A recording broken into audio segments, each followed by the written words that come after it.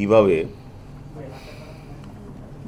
কোঠাবিরোধী আন্দোলনের কে ঘিরে জামাত এবং বিএনপির ক্যাডাররা আমাদের দুইজন পুলিশ সদস্যকে শনির আখড়া ও রায়েরবাগ এলাকা কিভাবে নির্মমভাবে পিটিয়ে তারা হত্যা করেছে এবং যারা এই হত্যাকাণ্ডের নেতৃত্ব দিয়েছে, যারা হত্যাকাণ্ডটি সংগঠিত করেছে তার অধিকাংশকে আমরা গ্রেপ্তার করেছি।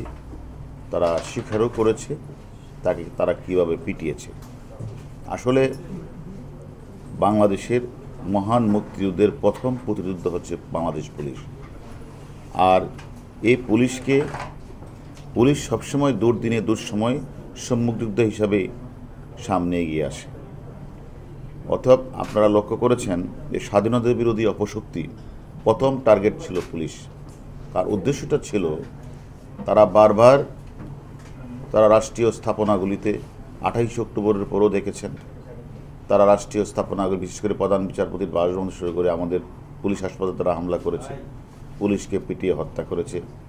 তারপরে আবার এবারও দেখছেন কোমলমতি ছাত্রদের কোঠাবিরোধী আন্দোলনকে ঘিরে এই সকল অপশক্তি জামাত বিরোধী বিএনপি চক্র তারা ওই শনির আখড়া রায়েরবাগ এলাকায় গিয়ে তারা আমাদের পুলিশ সদস্যদের যেখানেই পেয়েছে সেখানেই পিটিয়েছে এবং তারা ঘোষণা করেছে পুলিশকে মারতে পারলে 10,000, অর্থাৎ তাকে যদি ভারী দিতে পারে আর মারলে তাদের কী ছিল সেটা আমরা এখনও পাইনি তথ্যটা।